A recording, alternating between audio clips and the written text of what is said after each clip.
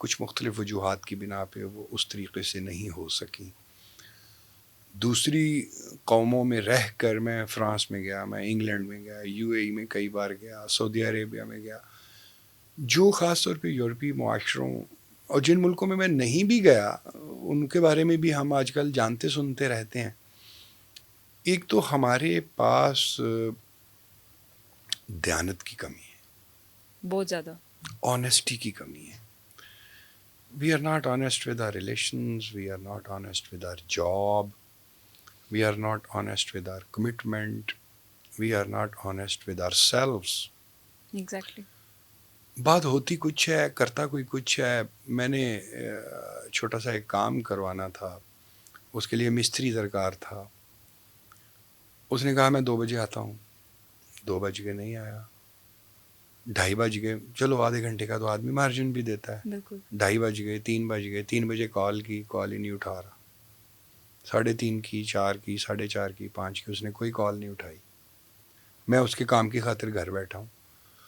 اچھا بھائی کیا سبب ہے؟ تو مجھے کسی نے بتایا بھائی جب اس نے نہیں آنا ہوتا تو یہ کال نہیں اٹھاتا. سٹیزن تھا، لیکن 3 ماہ بعد یہ اپنا سارا سرمایہ لے کے واپس چلا گیا. اور اس کی وجہ جو اس نے بیان کی وہاں جا کر، وہ رائٹ اپ میرے پاس شاید اب بھی محفوظ ہوگا. اس نے کہا کہ میں نے اپنے آفس میں شیشے لگوانے تھے تو 6 مرتبہ تو شیشے لگانے والا ٹائم دے کے مکر گیا.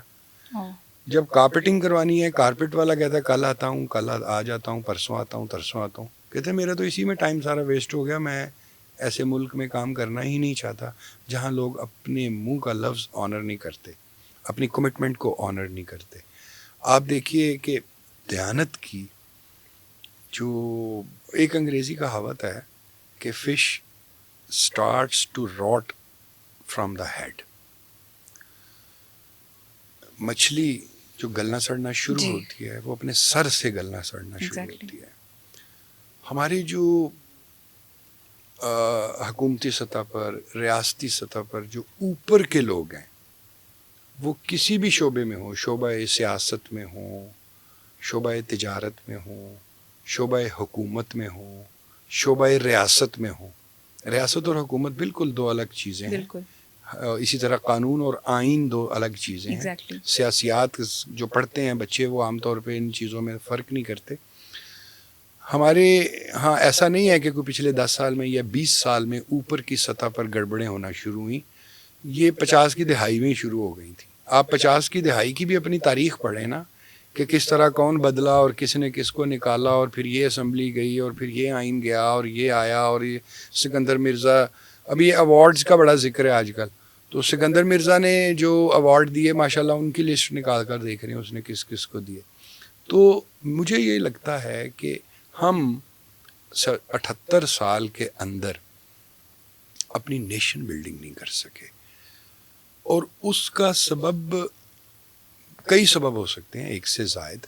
ایک سبب یہ بھی ہے کہ ہماری جو ٹاپ موسٹ ہیں لوگ رہے ہیں ہمیشہ، انہوں نے قانون کو توڑ مروڑ کے اپنے حق میں کیا.